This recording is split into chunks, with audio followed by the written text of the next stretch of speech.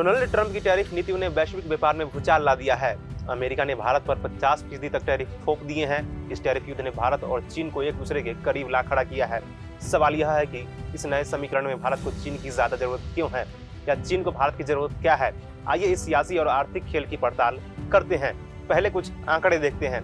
2024-25 में भारत और चीन के बीच द्विपक्षीय व्यापार 127.7 अरब डॉलर तक पहुंचा, जिसमें भारत का चीन के साथ व्यापार घाटा 85 अरब डॉलर है। दूसरी तरफ भारत अमेरिका को 86 अरब डॉलर का निर्यात करता है, जो 50% टैरिफ की चपेट में है। अमेरिकी टैरिफ ने चीन की भी कमर तोड़ दी है, लेकिन इस टैरिफ युद्ध ने भारत और चीन को एक दूसरे की ओर देखने पर मजबूर कर दिया है। अमेरिकी टैरिफ ने भारत और चीन को नई दोस्ती की राह पर धकेल दिया है। पहले बात कर लेते हैं भारत को चीन की जरूरत क्यों है। दरअसल भारत का इलेक्ट्रॉनिक्स और मैन्युफैक्चरिंग सेक्टर चीन से आयातित मशीनरी और कच्चे माल पर निर्भर है।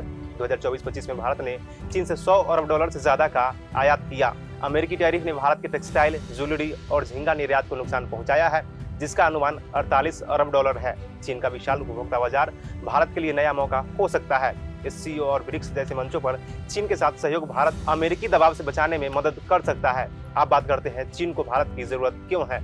आपको बता दें कि अमेरिका ने चीन के निर्यात को भी टैरिफ से कुचल दिया है, जिससे उसका अमेरिकी बाजार में हिस्सेदारी 21% से घटकर 13% हो गया है। भारत का उभरता मैन्युफैक्चरिंग सेक्टर और सस्ता श्रम चीन के लिए नया ठिकाना बन सकता है।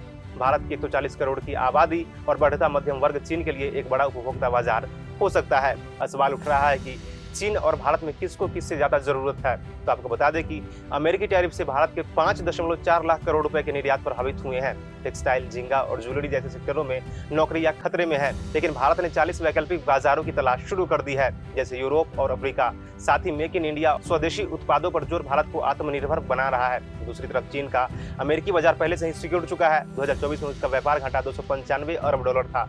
भारत को मैन्युफैक्चरिंग और उपभोक्ता बाजार चीन के लिए लाइफलाइन है, खासकर जब वह गैलियम, जर्मेनियम, दुर्लभ खनिजों पर नियंत्रण रखना चाहता है। इस टैरिफ युद्ध में भारत की स्थिति मजबूत दिख रही है। चीन को भारत की बाजार और सप्लाई चेन की सख्त जरूरत है, जबकि भारत के पास वैकल्पिक रास्ते हैं। लेकिन इस सियासी और आर्थिक खेल का असली विजेता कौन होगा, यह आने वाले समय में पता चलेगा। आपकी राय क्या है, हमें कमेंट सेक्शन में जरूर बताएं। वीडियो देखने के लिए धन्यवाद।